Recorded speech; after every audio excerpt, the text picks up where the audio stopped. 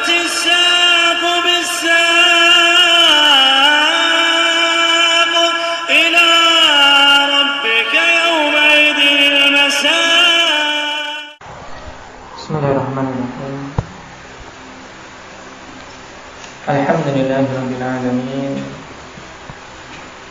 والصلاة والسلام على رسوله الأمين وعلى آله وأصحابه أجمعين، أما بعد. Pembahasan yang lalu kita telah masuk pada pasal tentang tetapnya sifat mahabbah. Dan telah kita ambil beberapa ayat berhubungan dengan sifat ini.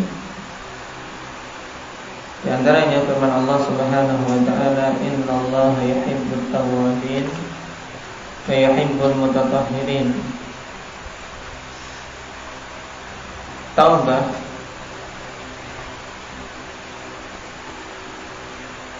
apabila dinisbahkan kepada makhluk, maknanya apa? Seorang hamba bertaubat. Maknanya apa? Bagaimana?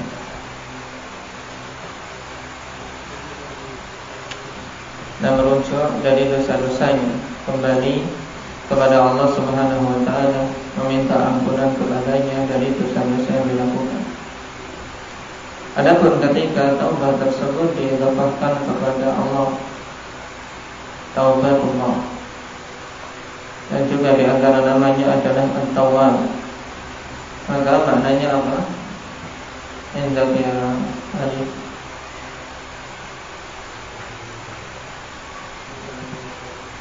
Nah, penerimaan taubat juga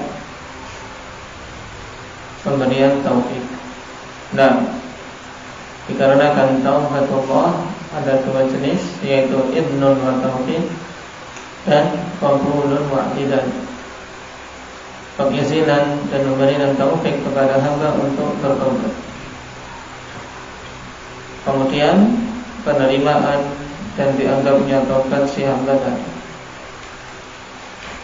Kemudian al-mutatahhirin, yang dimaksud di sini apa? Indah ya Maulana.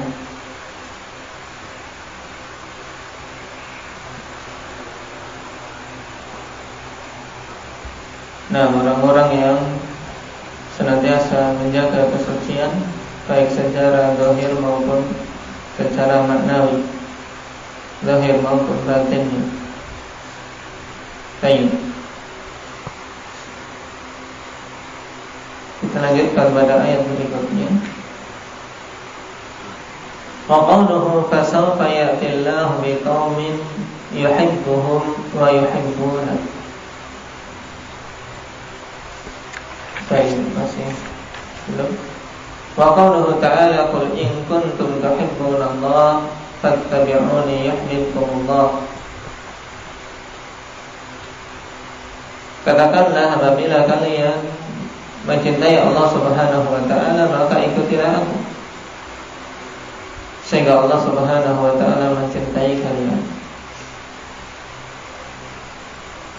Qala sababu nuzuli hadhihi al-ayat al-karimah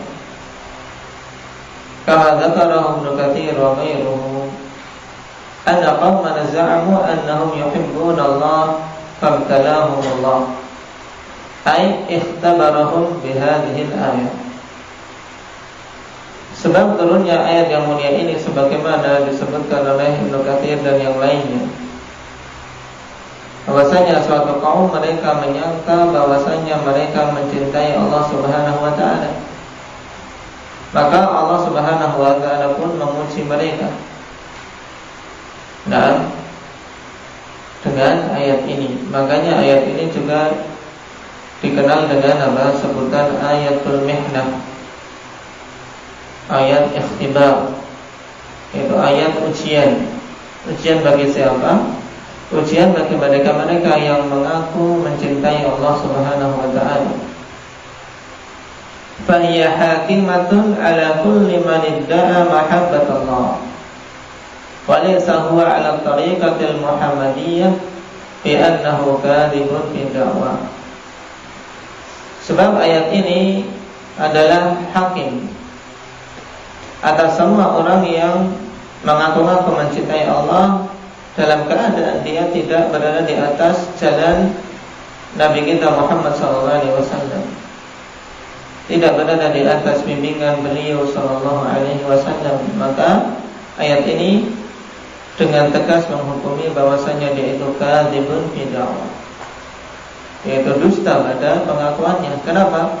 Karena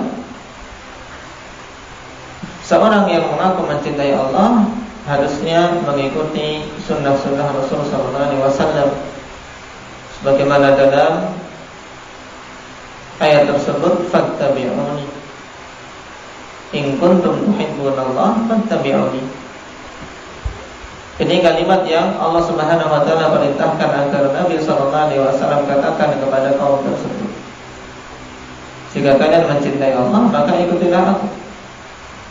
Jika siapa saja yang mengaku mencintai Allah, maka wajib mengikuti Rasulullah SAW. Kalau sebaliknya, maka berarti dia dusta dalam pengakuannya. Dan Allah Subhanahu wa taala janjikan bagi orang-orang yang mencintai Allah dan mengikuti sunnah Rasulullah SAW dengan diberikannya kecintaan Allah kepada mereka, yuhibbukumullah. Wa qawluhu yuhibbukumullah ay yahsulu lakum fawqa ma talabtum min mahabbatikum iyyah, wa huwa mahabbatuhu iyyakum wa huwa a'zamu minal awwal. Maksudnya kalian akan mendapatkan di atas perkara yang kalian harapkan. Baik, berupa apa? Pengakuan bahwasanya kecintaan kalian kepadanya itu diterima. Kenapa? Karena ayat ini awalnya apa? Alhamdulillah, sebagai apa? Ujian. Ketika mereka mengaku mencintai Allah, maka buktikan harus mereka mencintai Rasul sallallahu alaihi wasallam. Pembuktiannya adalah dengan mengikuti Rasul sallallahu alaihi wasallam. Kalau itu terjadi, maka bukan saja pengakuan mereka diterima, tapi juga diberi hal di atas yang mereka harapkan tersebut, yaitu apa? Mereka mendapatkan kecintaan Allah Subhanahu wa taala. Wa huwa a'dhamu minal awwal, dan itu lebih besar daripada awal yang apa? Yang mereka semula usahakan untuk apa? Untuk pengakuan mereka bisa diterima. Paham ini maksudnya? Mafhum? Paham Ali? Paham? Maulana? Nah, baik. Yahsulu lakum fawqa ma talabtum min mahabbatikum iyyah, wa huwa mahabbatuhu iyyakum wa huwa a'dhamu minal awwal. Itu maksudnya. Karena awalnya mereka hanya menginginkan untuk diakui pengakuan mereka bahwasanya mereka mencintai Allah. Maka diuji. Kalau mengaku mencintai Allah, ia wujudkan dengan mengikuti sunnah Rasul sallallahu alaihi wasallam.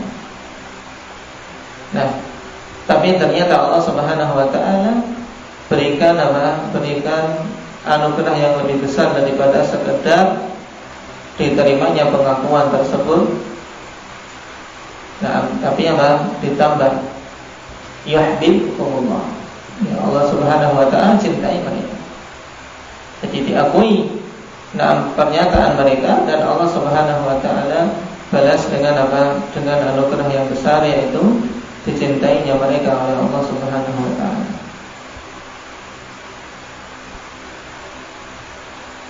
Wa qawluhu innallaha wa qawluhu fasawfa ya'tillahu biqaumin yuhibbuhum wa yuhibbuna. Hadha jawabu syart fi qawlihi may yartadda minkum 'an dinihi. Nah, karena kelengkapan ayat dari awal, yaitu firman Allah Subhanahu wa taala, may yartadda minkum an dinihi fasawfa ya'tillahu biqaumin yuhibbuhum wa yuhibbuna. Siapa saja yang murtad di antara kalian dari agamanya, maka sungguh Allah Subhanahu wa taala akan datangkan suatu kaum yang Allah mencintai mereka dan mereka mencintai Allah. Jadi kemurtadan seseorang tidaklah merugikan Allah Subhanahu wa taala sama sekali. Dan Allah Subhanahu wa taala Maha kuasa untuk mendatangkan kaum berikutnya yang mereka semuanya beriman. Baik, sehingga laqad fasawfa ya'tillahu biqaumin yuhibbuhum wa yuhibbuna. Di sini jawab dari syarat may yartadda minkum an dini. Yaqulu ta'ala mukhbiran an qudratihi al-'azimah annahu man tawalla an nusrati dinihi wa iqamati syari'atihi annahu yastabdilu bihi man khairun min wa hum qaumun muttasifuna bi sifatin 'azimah min a'zamiha anna Allah yuhibbuhum wa hum yuhibbuna. Allah Subhanahu wa taala katakan, mengkhabarkan tentang kudrah Allah Subhanahu wa taala yang agung. Kemampuan Allah Subhanahu wa taala yang tidak tertandingi. Setelah kita lewati pembahasan tentang masalah kudrah. Innallaha ala kulli syai'in qadir. Nah, cuman ada hal penting berhubungan dengan masalah kudrah, yaitu bahwasanya kudrah Allah Subhanahu wa taala tersebut hubungannya dengan apa? Dengan apa, Muhammad?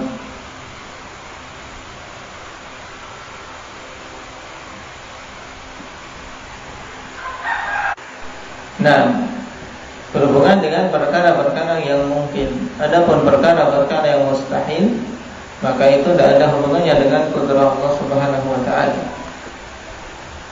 Karena memang sudah ditetapkan Allah Subhanahu wa taala bahwasanya itu perkara yang mustahil. Seperti tidak adanya perkara yang lebih besar dari Allah. Seperti tidak mungkinnya ada penguasa jagat raya ini selain Allah Subhanahu wa taala.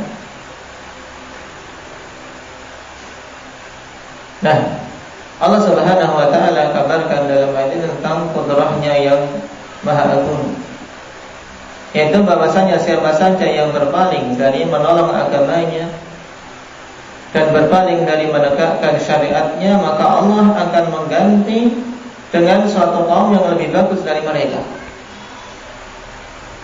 Nah, karena Allah Subhanahu wa ta'ala Zat yang maha kaya, tidak butuh dengan ibadah hamba-hambanya, sebagaimana pula tidak butuh dengan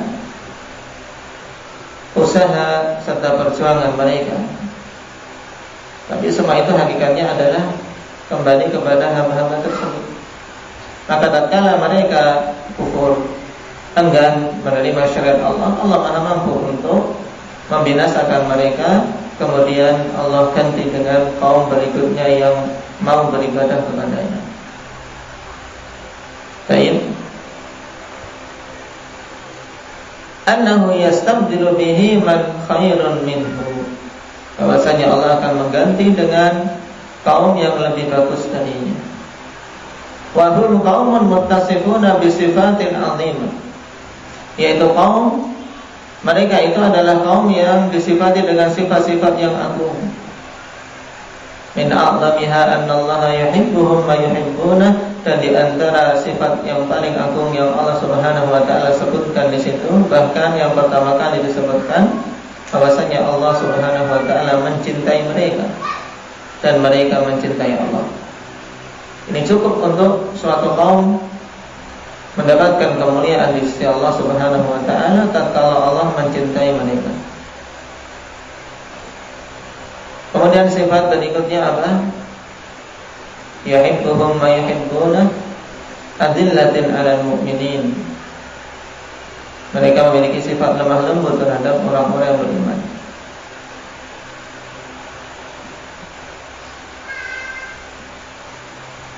Kemudian sifat berikutnya apa? A'izzatin 'alal kafirin. Apa maknanya?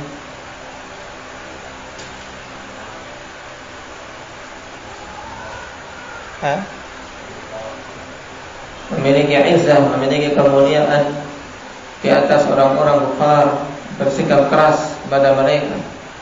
Tidak menghinakan diri kepada orang-orang kafir. Sifat berikutnya apa, Ahmad? Yujahiduna fi sabilillah. Mereka itu orang-orang yang berjihad, berjuang di jalan Allah Subhanahu wa taala. Dan jihad mereka itu bagaimana?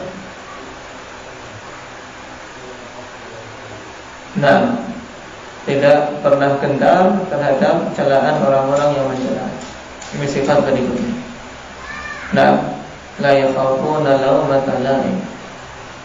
Tidak takut dengan celaan orang-orang yang mencela. Ini sifat-sifat yang agung yang disebutkan dalam kelengkapan ayat tersebut di surat Al-Maidah ayat 54.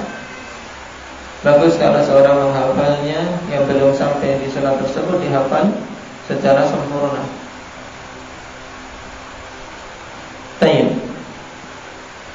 Qala wal muradu bihim Abu Bakr as-Siddiq radhiyallahu anhu wa jayshuhu min as-sahabati wa tabi'in radhiyallahu anhum alladhi qatalu ahla riddah. Thumma kullu man ja'a ba'dahum min al-muqatilin lil murtaddin ila yaumil qiyamah. Dan yang maksud dengan mereka itu orang-orang yang Allah cintai dan mereka mencintai Allah Subhanahu wa taala, yang lemah lembut terhadap orang kafir, kemudian tegas dan keras lemah lembut terhadap orang-orang yang beriman, kemudian tegas dan keras terhadap orang-orang kafir, berjihad, tidak gentar dengan celaan siapapun yang mencela. Mereka itu adalah Abu Bakar As-Siddiq dan pasukannya dari kalangan sahabat dan tabi'in radhiyallahu anhum yang memerangi ahlul riddah, orang-orang yang murtad sepeninggal Nabi sallallahu alaihi wasallam. Di mana dengan sebab kekokohan Abu Bakar tersebut, afanillah, agama ini tegak biidznillah azza wajalla. Tsumma kullu man jaa'a ba'dahum, kemudian semua orang yang datang setelah mereka, minal muqatilina lil murtaddina ila yaumil qiyamah, dari orang-orang yang memerangi siapa saja yang murtad sampai tegaknya hari kiamat.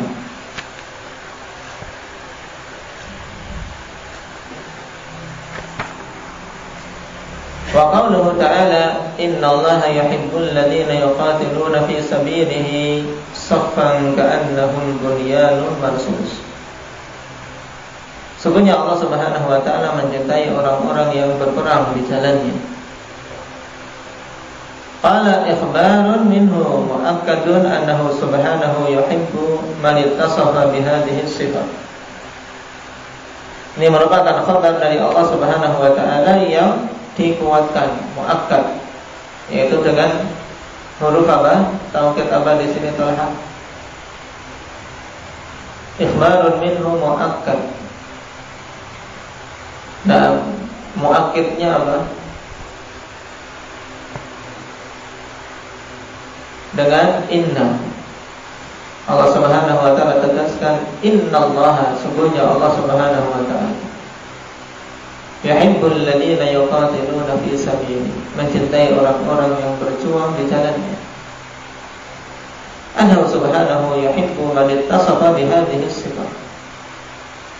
Bahwasanya Allah mencintai orang-orang yang bersifat dengan sifat-sifat ini, yaitu alladzina yuqatiluna fi sabilihi ay yujahiduna bi amwalihim wa anfusihim li'ila'i kalimatillah, yaitu berjuang, berjihad dengan harta dan jiwa mereka untuk menegakkan kalimat Allah Subhanahu wa ta'ala. Saffan ay yasuffuna anfusahum indal qital wa la yazuluna an amakinihim, dalam keadaan mereka bersaf, ya, Ketika berperang mereka bersaf, yaitu berbaris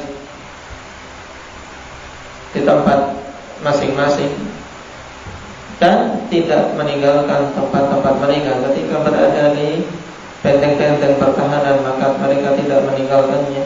Ketika berada di tempat-tempat jaga mereka pun tidak meninggalkannya. Masing-masing bersiap di tempat yang telah ditetapkan. Ka'annahum bunyanun marsus, seakan-akan mereka itu adalah suatu bangunan yang tertata dengan kokoh. Tidak ada celah sama sekali untuk musuh bisa memasuki. Ay qad russa ba'dahu bi ba'din wa ulziqa ba'dahu bi ba'din falaysa fihi furjatun wala khalal. Ya, seperti bangunan yang telah ditata dan dijajarkan sebagiannya dengan sebagian yang lain. Kemudian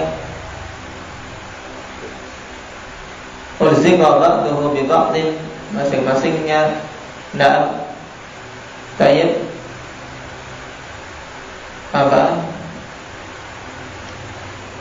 berhimpitan, berdampingan sebagiannya dengan sebagian yang lain. Tidak ada celah sama sekali dan tidak ada khalal, tidak ada lubang, tidak ada celah untuk bisa dimasuki musuh. Wa qawluhu wa huwal ghafurul wadud, ini ayat berikutnya. Ay katsirul maghfirah. Al-Ghafur ay katsirul maghfirah, dan termasuk nama di antara nama-nama Allah Subhanahu wa taala. Wal ghafru as-sitr. Fa huwa subhanahu yaghfiru liman taba ilaihi ay yasturu dhunubahu wa yatajawazu al khataya. Yang dimaksud dengan al-ghafur adalah apa? Sitar, yaitu penutupan. Allah Subhanahu wa taala mengampuni orang-orang yang bertobat kepadanya, maksudnya yaitu yasturu dzunubah, Allah tutupi dosa-dosa mereka. Dan yatajawazu an khataya, Allah maafkan kesalahan-kesalahannya.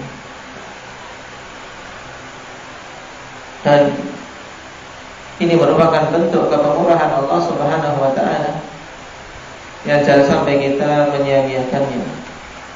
Kita banyak-banyak bertobat padanya, meminta ampunan.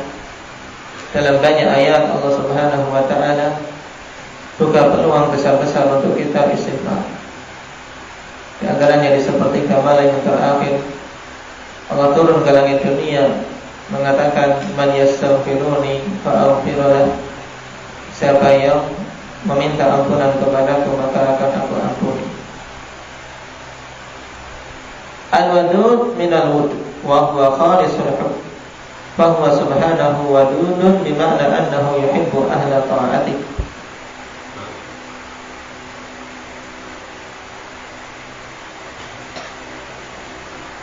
Al-wadud dari kata wud, ini juga nama di antara nama-nama Allah Subhanahu wa taala yang terkandung di dalamnya sifat mawaddah dari masdar al-wud yang maknanya adalah khalisul hubb, yaitu kecintaan yang murni.